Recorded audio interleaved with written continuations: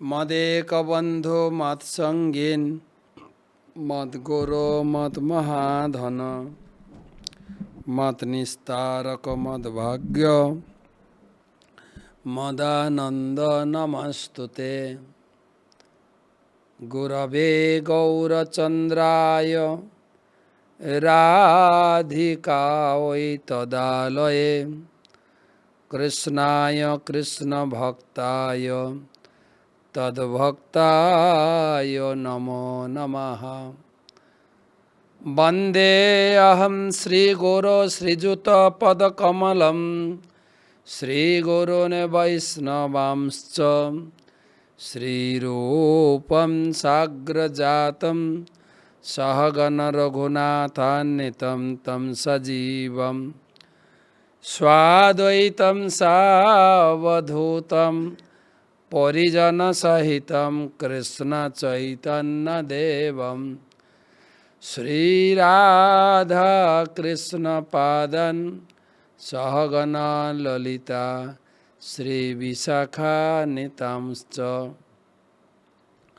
नमो ॐ विष्णुपादाय कृष्णप्रेष्ठाय भूतले श्रीमते भक्तिवेदान्त स्वामिनिति नामिने। नमस्ते सारस्वते देवे गौरवाणी प्रचारिणे निर्विशेषशून्यवादी पाश्चात्यदेशतारिणे। जय श्री कृष्ण चैतन्य प्रभु नित्यानंद श्री अद्वैत गदाधर श्रीवासादि श्री गौरभक्तबिंद। हरे कृष्ण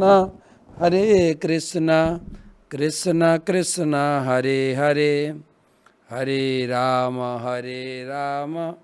राम राम हरे हरे।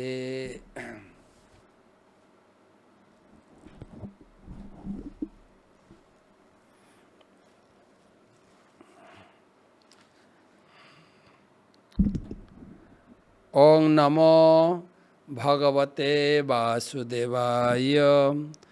ओं नमो भगवते वासुदेवाय। ओं नमो भगवते वासुदेवाय।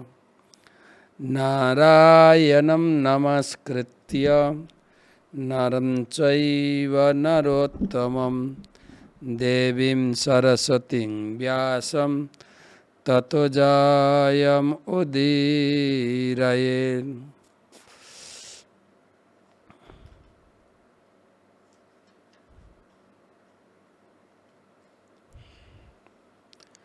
त्वमादिदेवं करुणानिधानं तमालवर्णं सुहितावतारम् अपार संसार समुद्र सेतुं भजामहे भागवत स्वरूपम। ग्रंथराज श्रीमद् भागवत महापुराण की जय। पंचम स्कंद त्रयोदश अध्याय नवम श्लोक।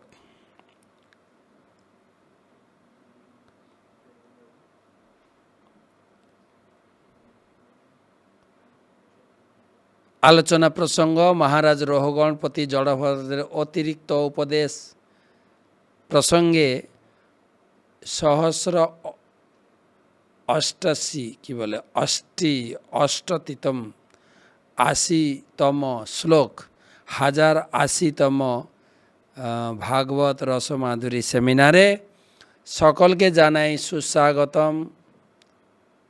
आमादेर এই ক্লাস শুরু করার আগে গুরুদেবের চরণে পণিপাত জানিয়ে তার অহেতুকি কৃপা আশীর্বাদ প্রার্থনা করি। নমঃ বিষ্ণুপাদায় কৃষ্ণপ্রেষ্ঠায় ভূতলে শ্রীমতে জয়পতাকা स्वामीनिति नामिने। नम आचार्यपादाय निताय कृपा प्रदायिने गौरकथा धामदाय নগর গ্রাম তারিণে। তৎসাধু মন্যে অসুরবর্জ দেহিনাম সদা সমুদ্বিগ্ন ধিয়াত অসত গ্রহাৎ হিতাত্মপাতম গৃহ অন্ধকূপম বনম গত যদ হরিম আশ্রয়েত। নবম শ্লোক থেকে আলোচনা।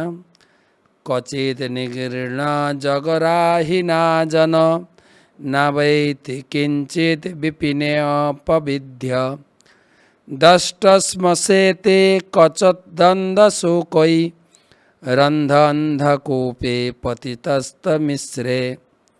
কচিদ নিগৃহীণ জগরাহিণা জন না বৈতি কিঞ্চিত বিপিনে অপবিধ্য দষ্টশ্মসেতে কচদন্দশোকৈ রন্ধ অন্ধকূপে পতিতস্তমিশ্রে।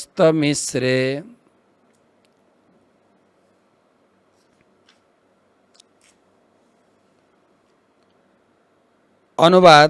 ভবাটবিতে বদ্ধ জীবাত্মাকে কখনো কখনো অজগর সর্প গিলে ফেলে। তখন সে মৃত ব্যক্তির অচেতন এবং অজ্ঞান অবস্থায় বনের মধ্যে পড়ে থাকে। কখনো অন্যান্য বিষধর সর্পরা তাকে দংশন করে। বিবেকরহিত হওয়ার ফলে সে নারকীয় জীবনের অন্ধকূপে পতিত হয়, যেখানে উদ্ধার পাওয়ার কোনো আশা তার থাকে না। এর পিছনে আবার কিছু যুক্তি, যেটা আমরা সরাসরি শ্লোক অনুবাদ পড়ে বুঝতে পারি না। প্রভুপাদ তার রহস্য উদ্ঘাটন করবে, কার সঙ্গে কার কি তুলনা করা হয়েছে।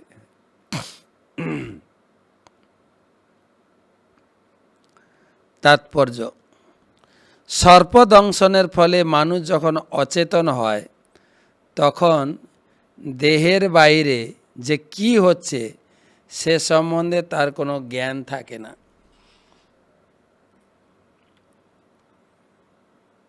এই অচেতন অবস্থা হচ্ছে গভীর নিদ্রার অবস্থা। তেমনি বদ্ধজীব প্রকৃতপক্ষে মায়ের কোলে নিদ্রা যাচ্ছে। ছিল ভক্তিবন্ধু ঠাকুর গেয়েছেন, জীব জাগো জীব জাগো গোরা চাঁদ বলে কত নিদ্রা যাও মায়া পিশাচির কোলে। জেগে জেগে ঘুমানোর মতো সময়টা নষ্ট হয়ে যাচ্ছে।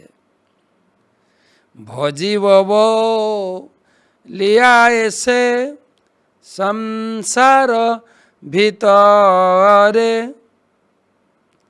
আমরা কিন্তু মায়ের গর্ভ থেকে এসেছি প্রতিশ্রুতিবদ্ধ হয়ে, যে এখানে এসে তোমার ভজনা করব। পড়িয়া রহিলে তুমি অবিদ্যার ভরে। আমি এখানে এসে অবিদ্যা অজ্ঞানে আমি অচেতন থেকে গেছি। তোমারে লইতে আমি হইনু অবতার। মহাপ্রভু বলছেন, আরে তোমাদের এই জগৎ থেকে উদ্ধার করার জন্য আমি অবতার গ্রহণ করেছি। আমি বিনা বন্ধু আর কে আছে তোমার। একদম এক একজনকে বলছেন, আমি হচ্ছি তোমার প্রকৃত বন্ধু। আমি ছাড়া তুমি যাকে বন্ধুত্ব করো না কেন, সে তোমাকে প্রতারণা করবে, তোমার ক্ষতি করবে। এনেছি ও সধি মায়া নাসিবার লাগি। আমি ঔষধি এনেছি। কি ঔষধি? জ্বরের ওষুধ না মাথা ব্যথার ওষুধ না পেট খারাপ ওষুধ? বলে মায়া নাশ করার ওষুধ। যে মায়া পর্দা আমাদের সামনে থেকে, ভগবান থেকে আলাদা করে দিয়েছে, সে মায়া হটানোর ঔষধ এনেছি। কি সেটা? হরিনাম মহামন্ত্র লহ তুমি মাগি। মেডিসিন হচ্ছে হরিনাম মহামন্ত্র। শুধু মেডিসিন খেলে হবে না, ডায়েট ফলো করতে হবে। ডায়েট, যা যা ডাক্তার ডায়েট দিয়েছে, এখনকার ডাক্তার আবার ডায়েট দেয় না। আর তোমার যেটা ভালো লাগে খাও, কেন তোমার রোগ ভালো হয়ে গেলে আমার বিজনেস হবে না তো। তুমি আমার মেডিসিনও খেতে থাকবে আর তুমি হিজিবিজি যা পারো খাও, তোমার রোগটা যেন ভালো না হয়। তাহলে তুমি আমার কাছে ঘন ঘন আসবে, আমি ফি নেব আর তোমাকে ওষুধ দিয়ে আমারও চলবে ভালো বিজনেস। এত টাকা দিয়ে পড়েছি। কিন্তু আগেকার দিনে লোকের একটা সেবা ভাব ছিল। ডাক্তার মানে সেবা, সেবা সদন বলে। কিন্তু এখনকার সেটা নেই। ডাক্তার এখন যতটা পারো পয়সা লুটো। সেবা প্রতিষ্ঠান লেখা থাকে, সেবা কোথায়?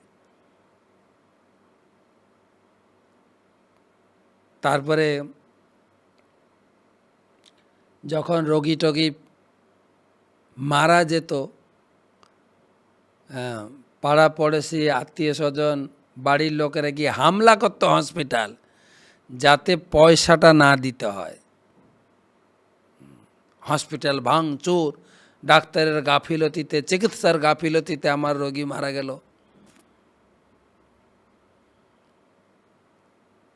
সেই জন্য এখন পলিসি করেছে ডাক্তারবাবুরা, আগে পয়সা জমা তারপরে চিকিৎসা শুরু। বলুন তো এটা সেবা? আগে পয়সা জমা। যাই হোক, আমি কি ওষুধ এনেছি? পেট ব্যথা, মাথা ব্যথা, জ্বরের ওষুধ না, মায়া নাসিবার লাগে। সেটা কি? হরিনাম মহামন্ত্র। হরিনাম হচ্ছে মেডিসিন, আর পথ্যটা হচ্ছে প্রসাদ। ডায়েট ফলো করতে হবে, শুধু হরিনাম করলে হবে না, ডায়েট। চৈতন্য মহাপ্রভু আচার্যগণ ওষুধও দিয়েছেন, ডায়েটও দিয়েছেন। ডায়েটটা ফলো না করলে কি করা হবে? তাই ঔষধ হচ্ছে হরিনাম। এনেছি ঔষধি, আমি এই ঔষধ এখানে বানাইনি, আমি গোলক বৃন্দাবন থেকে নিয়ে এসেছি। গোলকের প্রেম ধন হরিনাম সংকীর্তন। হরিনাম, হরিনাম হচ্ছে গোলকের সম্পদ। তাই ভাগবতম বললেন, এই জগতে যত জিনিস আছে, যত লোকে বলুক না কেন এটা হচ্ছে অরিজিনাল জিনিস, এতে কোনো ভেজাল নাই। আবার একটা নতুন কথা বেরিয়েছে এখন, অর্গানিক। সার ওষুধ কিছু নেই, অর্গানিক। ভাগবত বলছে কোনো অর্গানিক কোনো জিনিস নাই এই জগতে। কোনো জিনিস নেই যে পলিউটেড না, কোনো জিনিস নেই শুদ্ধতা। লেখা থাকতে পারে ঘিয়ের প্যাকেটে পিওর ঘি, শুদ্ধ ঘি। পিওর ঘি মানে নট শিওর, পিওর ঘি। ঘি তো পিওর, আবার পিওর লিখতে হবে কেন? তার মানে ডাল মে কুছ কালা হ্যায়। তো সেই জন্য একমাত্র হরিনাম হচ্ছেন পিওর। ভাগবতমের শ্লোকে বলা আছে, কলৌ দোষে নিধে রাজন অস্তি এক মহৎ গুণ। এই কলিযুগে সব কিছু দূষিত, সব দূষিত, একটা জিনিস দূষিত নয়, সেটা হচ্ছে হরিনাম। কীর্তনাদেব কৃষ্ণস্য মুক্ত সঙ্গ পরম ভজেত।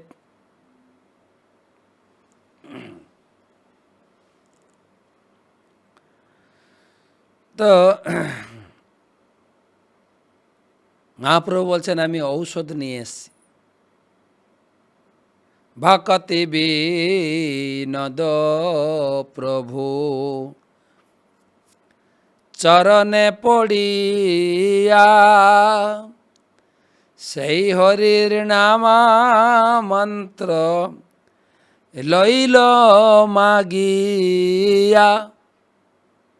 জীব জাগো, জীব জাগো, গোরা চাঁদ বলে।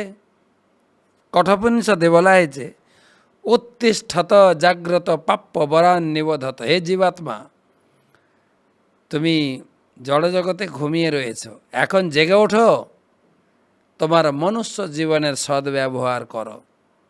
নির্দিত অবস্থা হয় অর্থ হচ্ছে অজ্ঞান। ভগবদ্গীতায় বলা হয়েছে জানিসা সর্বভূতানাম তস্যাম জাগর্তি সংযমী।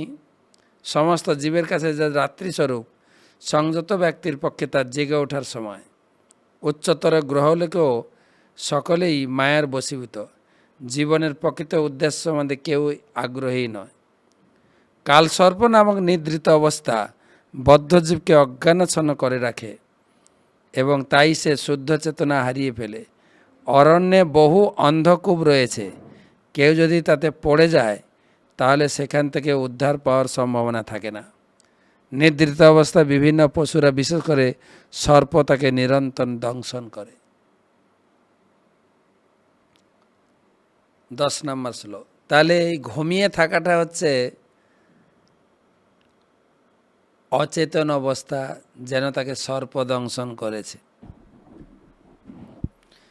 কহিস্মচিৎ ক্ষুদ্র রসান বিচিন্যম তন্মক্ষিকাভিব্যথিত বিমানঃ তত্রাতিকিচ্ছ্রৎ পতিলব্ধমান বলাদ বিলুম্পন্ততম ততোন্যে।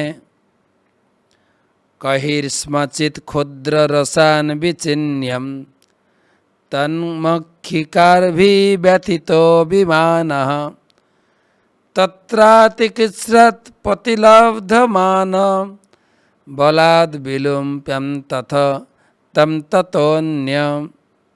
অনুবাদ: কখনো কখনো অতি নগণ্য রতি সুখভোগের জন্য সে অসতী রমণীর অন্বেষণ করে। তার সেই প্রচেষ্টায় সেই রমণীর আত্মীয় স্বজনদের দ্বারা অপমানিত এবং নির্যাতিত হয়। তার সেই প্রচেষ্টা ঠিক মৌচাক থেকে মধু সংগ্রহ করতে গিয়ে মৌমাছির দ্বারা আক্রান্ত হওয়ার ফল মতো। কখনো কখনো বহু অর্থ ব্যয় করে সে রতি সুখের জন্য পরদ্বার লাভ করে, কিন্তু দুর্ভাগ্যবশত তার ইন্দ্রিয় সুখের বস্তু সে রমণীটিকে অন্য কোনো লম্পট বলপূর্বক অপহরণ করে নিয়ে যায়। এ তো একদম জাজ্জল্য প্রমাণ। 10 নম্বর শ্লোক। পরস্ত্রী সঙ্গ, কত টাকা লোকে খরচা করে, আবার সেই বাড়িতে অপমানিত হয়ে ফেরে। ইউটিউবে তো ভর্তি এই বিষয়ে।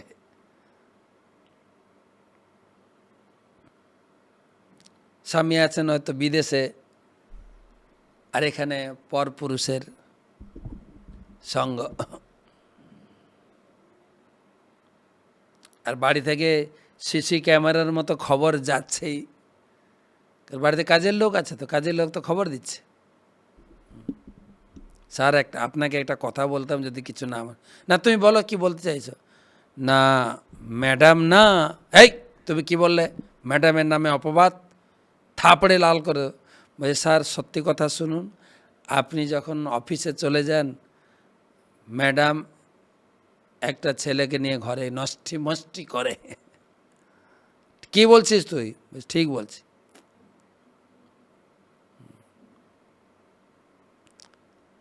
কত রকম ভিডিও। ফ্যানের উপরে কাজের লোক কাজ করতে গিয়ে ম্যাডামের বেডরুমে উঠে ফ্যানের উপরে মোবাইল সেট করে রেখে দিয়েছে, আর মালিককে বলেছে আপনি দেখেন স্যার কি হচ্ছে।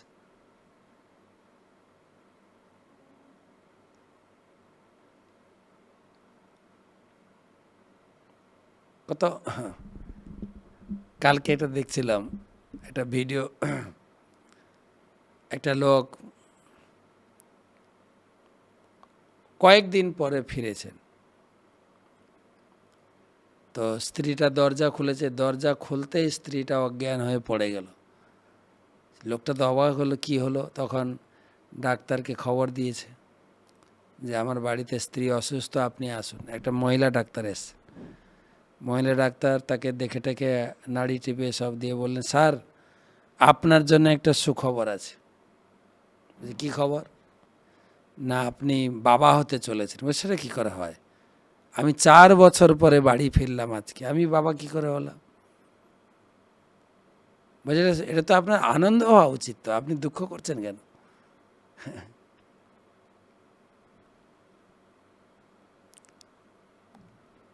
চলছে। কিন্তু এইখানে জড়ভরত মহারাজ একদম কঠিনভাবে গুছিয়ে বলছেন, যখন সে অসতী রমণীর কে উপভোগ করার জন্য তার বাড়ি যায়, তার আত্মীয় স্বজনরা তাকে অপমানিত করে, নির্যাতিত করে, ঠিক যেমন মধু সংগ্রহ করতে গিয়ে মৌচাকে মাছির আক্রমণ,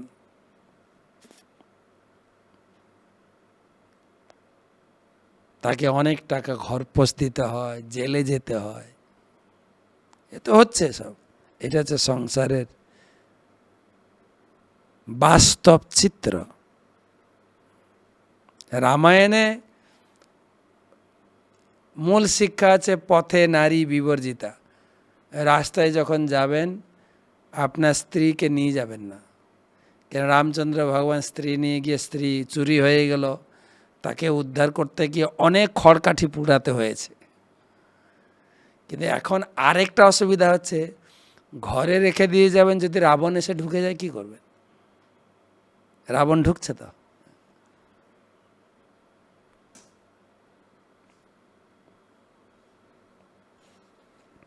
তাৎপর্য, অরণ্যে মৌচাক পাওয়া যায়, কখনো কখনো মানুষ সেই মৌচাক থেকে মধু সংগ্রহ করতে দিয়ে গিয়ে মাছিদের দ্বারা আক্রমণ হয়। মানব সমাজে যারা কৃষ্ণ ভক্ত নয়, তারা কেবল স্ত্রী সম্ভোগরূপ মধু আস্বাদনের জন্য সংসাররূপ অরণ্যে থাকে। এই প্রকার লম্পটেরা কখনো এক স্ত্রীকে নিয়ে সন্তুষ্ট থাকতে পারে না। তারা বহু স্ত্রী সম্ভোগ করতে চায়। তারা দিনের পর দিন বহু প্রচেষ্টার পর এক প্রকার রমণী লাভ করে এবং কখনো কখনো এই প্রকার মধু আস্বাদনের চেষ্টা করার সময় তারা সেই রমণীর আত্মীয় স্বজন দ্বারা আক্রান্ত হয় এবং কঠোরভাবে নির্যাতিত হয়। বহু ধন ব্যয় করে কখনো রতে সুখের জন্য পরস্ত্রী লাভ করে, কিন্তু অন্য কোনো লম্পট এসে বলপূর্বক তাকে অপহরণ করে নিয়ে যায়, অথবা শ্রেষ্ঠ বস্তুর প্রলোভন দেখিয়ে তার কাছ থেকে নিয়ে চলে যায়।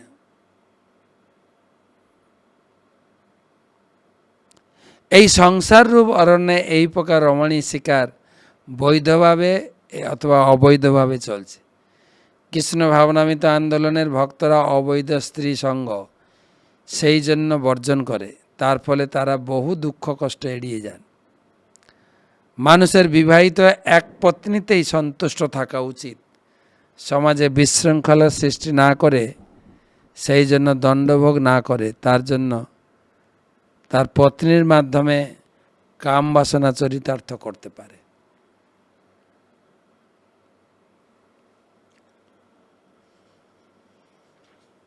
এগারো নম্বর শ্লোক।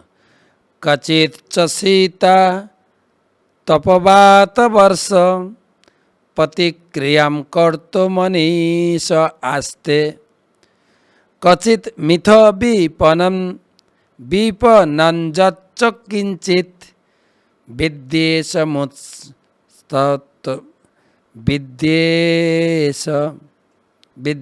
বিদ্যেশমৃচ্যতি উত বীত ষাঠ্যাৎ।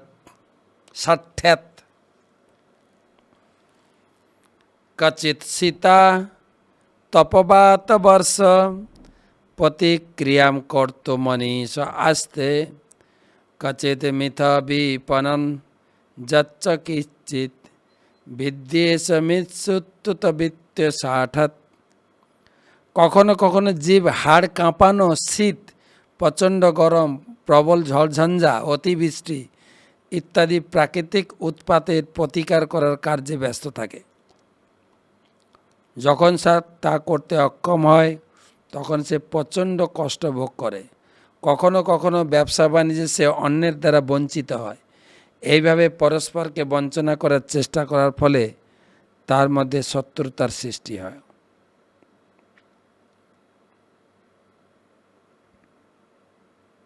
কয়েকদিন আগে একটা বাড়িতে গেছিলাম, বলছে মহারাজ অনেক টাকা লস খেয়েছে। এমন কী হলো?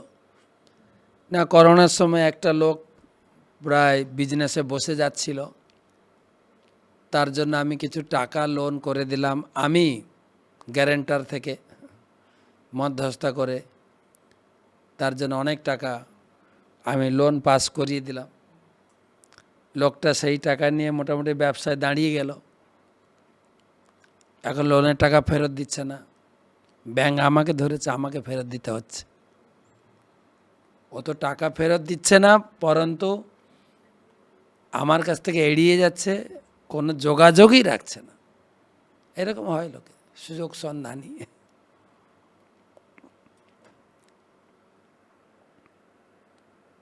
হাড় কাঁপানো শীত, প্রচণ্ড গরম, প্রচণ্ড ঝড়ঝঞ্ঝা, অতিবৃষ্টি, এই সমস্ত উৎপাতমূলক কার্য প্রতিকার করা যায় না। কখনো যখন সে তা করতে অক্ষম হয় প্রচণ্ড কষ্ট হয়, কখনো ব্যবসা বাণিজ্যে অন্যের দ্বারা বঞ্চিত হয়। এগুলো একদম হুবহু দৈনন্দিনের উপলব্ধির কথা জড়ভরত মহারাজ তুলে ধরেছেন। সংসারের বৈচিত্র্য, তাৎপর্য। জড়া প্রকৃতির আক্রমণ প্রতিহত করার জন্য জীবন সংগ্রামের প্রচেষ্টায় এটি একটি দৃষ্টান্ত। তার ফলে সমাজে শত্রুতার সৃষ্টি হয় এবং এইভাবে সমাজ ঈর্ষাপরায়ণ মানুষে পূর্ণ হয়ে ওঠে। একজন মানুষ অন্যের প্রতি ঈর্ষাপরায়ণ, এবং এটি হচ্ছে জড়জাগতিক জীবনের পন্থা। কৃষ্ণ ভাবনামৃত আন্দোলনের উদ্দেশ্য হচ্ছে একটি নির্মৎসর পরিবেশ সৃষ্টি করা। সকলের পক্ষে অবশ্য কৃষ্ণ ভক্ত হওয়া সম্ভব নয়, কিন্তু কৃষ্ণ ভাবনামৃত আন্দোলনে এক আদর্শ সমাজ সৃষ্টি করতে পারে যেখানে কোনো রকম মাৎসর্য নেই।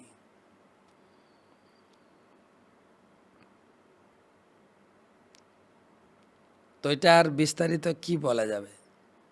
এটা তো আমাদের প্রত্যেক দিনের, প্রত্যেক মাসের, প্রত্যেক বছরের বাস্তবিক ঘটনা, চিত্র তুলে ধরা হয়েছে ভাগবত। তুমি অন্যের কাছে বঞ্চিত হবেই। তুমি এই প্রাকৃতিক পরিবেশ, তুমি প্রাকৃতিক দুর্যোগ তুমি আটকাতে পারবে না। যেরকম এখন দুদিন ধরে প্রায় বৃষ্টি হচ্ছে, মায়াপুরে আমি আছি, দেখছি প্রচুর লোক এসেছেন মায়াপুরে ঘুরতে, বৃষ্টিতে বেরোতে পারছে না।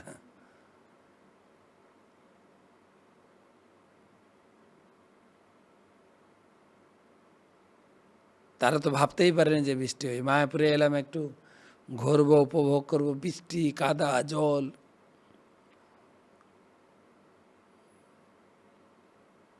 আরেকটা শ্লোক, আর কি কি হয় সব কচিত, প্রতিটা শ্লোকে কচিত, কখনো কখনো। আপনার 9 থেকে চালু হয়েছে, 9 না 8 থেকে, কচিত কচিত, 7এও কচিত কচিত, কচিত কচিত, 12 নম্বর শ্লোক। কচিত কচিত ক্ষেণ ধনস্ত তস্মিন সজ্জাসনস্থান বিহারহীনঃ যাচন পরাদ প্রতিলব্ধ্য কামঃ পরকদৃষ্টি লভতে অবমানম। কচিত কচিত ক্ষীণ ধনস্তু তস্মিন সজ্জাসনস্থান বিহারহীনঃ যাচন পরাদ প্রতিলব্ধ কামঃ পারকদৃষ্টি লভতে অবমানম। অনুবাদ, সংসার অরণ্যের পথে মানুষ কখনো ধনহীন হয়ে যায় এবং তার ফলে তার উপযুক্ত ঘর, বিছানা বা আসন থাকে না, এবং সে যথাযথ পারিবারিক সুখ উপভোগ করতে পারে না। তাই সে অন্যদের কাছ থেকে অর্থ ভিক্ষা তাকে করতে হয়। কিন্তু ভিক্ষার ফলে যখন তার মনোবাসনা পূর্ণ হয় না, তখন সে ঋণ করতে চায় অথবা পরের সম্পদ অপহরণ করতে চায়। এইভাবে সে সমাজে অপমানিত হয়। ধনের চুরিটা কিভাবে লোকে করে? অভাবে চুরি, স্বভাবে চুরি। অভাব হলেই লোকে চুরি করে। আমি ভিডিও ক্লিপ দেখছিলাম, সবে একটা ম্যাকপ্যাড কিনে নিয়ে এসছে, 2 লাখ টাকা দাম। তো ম্যাকপ্যাডটা খুঁজে পাওয়া যাচ্ছে না, কোথায় গেল। বাড়িতে শুধুমাত্র ম্যাডাম রয়েছেন আর কাজের মাসি ছিল, তারপরে মেয়ে ছিল। মা মেয়েকে গিয়ে জিজ্ঞেস করে, কিরে আমার ম্যাকপ্যাডটা কোথায় গেল? এই তো কিনে নিলাম। বলছে, মা আমি তো জানি না তুমি কোথায় রেখেছিলে। বলে, এইখানে তো রেখেছিলাম। আরে 2 লাখ টাকা দাম, কোথায় গেল? তখন বলছে, ওই রনি নিয়ে গেছে হয়তো, রন্টি নিয়ে গেছে হয়তো। ও তো তোকে ফোন করছে, বলছে না আমি তো দেখি নাই।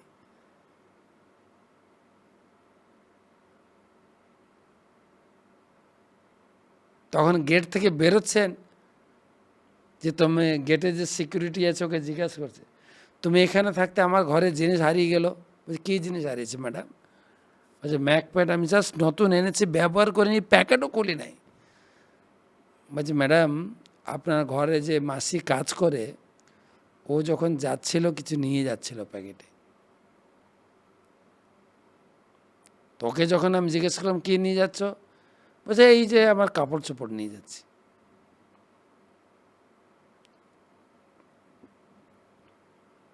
আর একদম গাড়ি নিয়ে দৌড়েছে, ও যেই রাস্তায় যাচ্ছে, রাস্তায় দাঁড়িয়ে ধরছে, আন্টি তুমি আমার ম্যাকপ্যাডটা দেখেছো? বলছে, না ম্যাডাম আমি জানি না।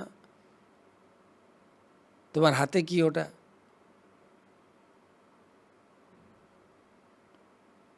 তো হাত থেকে ছাড়িয়ে যখন ম্যাডাম দিচ্ছে, এটাই তো, তুমি চোর। সে কি, এক থাপ্পড় লাগিয়েছে। তোমাকে বিশ্বস্ত করে ঘর ছেড়ে দিয়ে যায়, আর তুমি চুরি করছো। বলছে, ম্যাডাম আমার কথাটা একটু শুনুন, আমি চুরি করিনি। কিন্তু বলে, তো এমনি চলে এলো তোমার হাতে? বলছে, তাও না, আমার মা খুব অসুস্থ, কয়েকদিন আগে আপনি টাকা দিয়েছেন, তাতেও হয়নি, আরও টাকা লাগবে। তো আপনি টাকা দিয়েছেন, আপনাকে আর কি করে চাইবো, তাই এটা আমি নিয়েছি, বিক্রি করে দিয়ে মায়ের চিকিৎসা করব।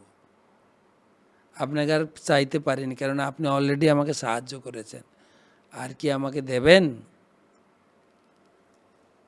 ম্যাডাম বলছে, তুমি তো আগে বলেছিলে, আগে তোমাকে টাকা দিয়েছি, এবারেও বলতে পারতে। বলে, আমার আর মুখ নেই আপনার কাছে চাওয়ার, একবার আপনি দিয়েছেন, আর কি করে চাই?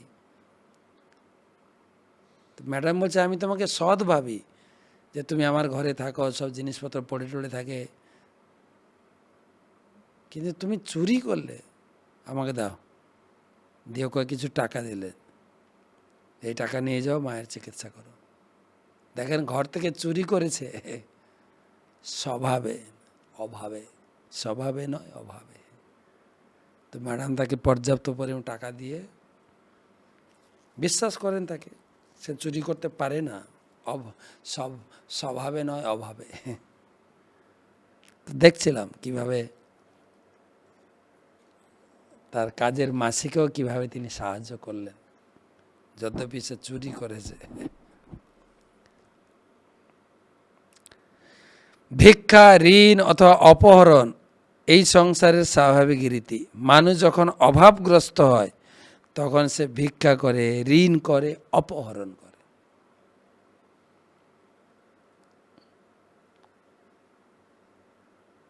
ভিক্ষায় অকৃতকার্য হলে সে ঋণ করে, ঋণ শোধ করতে পারে না, তখন সে চুরি করে, এবং যখনই সে ধরা পড়ে তখন সে অপমানিত হয়। এটি হচ্ছে সংসার জীবনের নিয়ম। এখানে কেউই খুব সৎ জীবনযাপন করতে পারে না। তাই ছলনা, প্রবঞ্চনা, ভিক্ষা, ঋণ অথবা অপহরণের দ্বারা মানুষ ইন্দ্রতৃপ্তি সাধনের চেষ্টা করে। এইভাবে সে সংসারে কেউই শান্তিপূর্ণভাবে বাস করতে পারে না। সংসারে একটা একটা সংগ্রাম।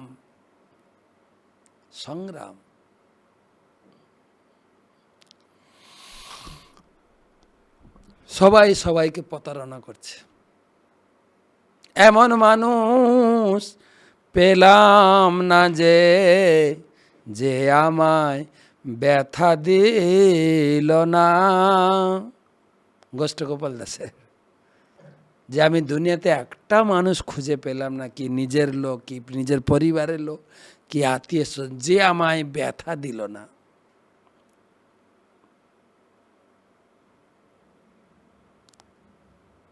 সংসারের চিত্র। হয়তো মায়ের জন্য আমরা ভুলে যাই নিজের আত্মীয় স্বজন। প্রহ্লাদ মহারাজ বলেছেন, স্বজনাক্ষ দস্যুভি, বাড়ির প্রত্যেকটি লোক হচ্ছে দস্যু। তো উদাহরণ দিয়ে বুঝাচ্ছেন, দেখো একটা লোক ভিড়ে গাড়ির ভিতরে দাঁড়িয়ে দাঁড়িয়ে যাচ্ছিল। একটা পকেট মারে সে তার পকেটে হাত ঢুকিয়েছে। লোকটা হাতটা ধরে ফেলেছে, বলছে, এই তোর লজ্জা লাগে না, দিনের বেলা পকেট মারছিস? তখন পকেট মার উত্তর দিচ্ছেন, আমার কেন লজ্জা লাগবে স্যার, আপনার লজ্জা লাগা উচিত। বলছে, কেন, আমি কি করলাম? এত সুন্দর পোশাক আশাক পরেছেন, পকেটে একটা টাকা নেই, ছি, আমি কিছু চুরি করতে পারলাম না। তো দেখেন, আপনার কেউ চুরি করলে, পকেট মারলে আপনি শাস্তি দেন। দেখুন তো ঘরের লোক পকেট মারে কিনা। এত হাজার হাজার লক্ষ লক্ষ টাকা ইনকাম করছেন, পকেট মারছে কে? আমার এটা লাগবে, ওটা লাগবে, টিউশন ফি লাগবে, এটা লাগবে, ওটার বা। কিন্তু মায়া, হ্যাঁ, তোমরা খুব ভালো, তাদেরকে আমরা কিছু বলি না। স্বজনাক্ষ দোষ। মোটামুটি সংসারের যে সার কথা জড়ভরত মহারাজ চলছেন, এই সংসারে ছলনা, প্রবঞ্চনা, ভিক্ষা, ঋণ অথবা অপহরণের দ্বারা মানুষ তার ইন্দ্রতৃপ্তি সাধনের চেষ্টা করে। ছেলে বাবাকে প্রতারণা করছে, বাবা ছেলেকে প্রতারণা করছে। প্রতারণা।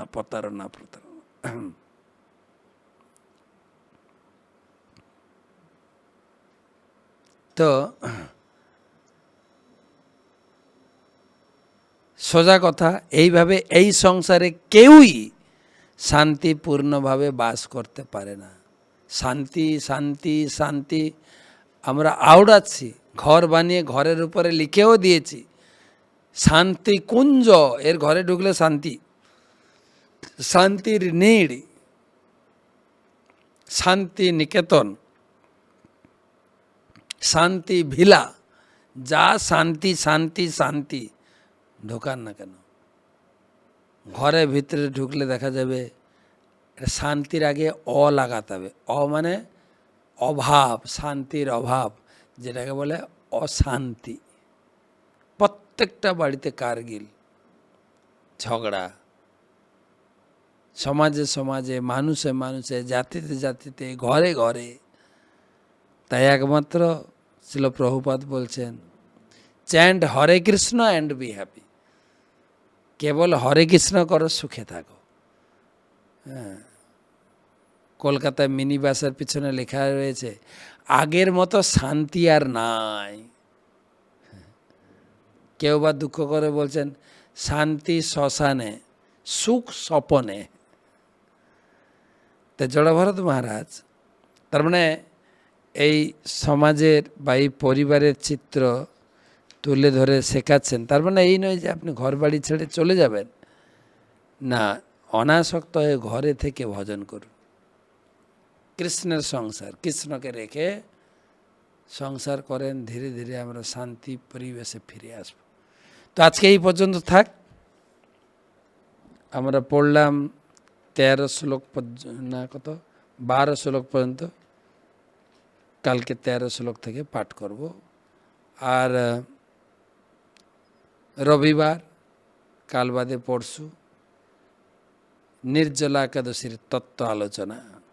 নির্জলা নির্জলা নির্জলা, গলা যেন শুকিয়ে না যায়। নির্জলা কিভাবে করতে হয়, কেন করব, কেই বা এটা নির্জলা করলেন, বিভিন্ন তত্ত্ব নিয়ে বিভিন্ন প্রশ্ন উত্তর পর্ব, টক শো নির্জলা একাদশী, বা ইংরেজিতে বলে dry fasting. Dry fasting. Hare Krishna, শুভরাত্রি।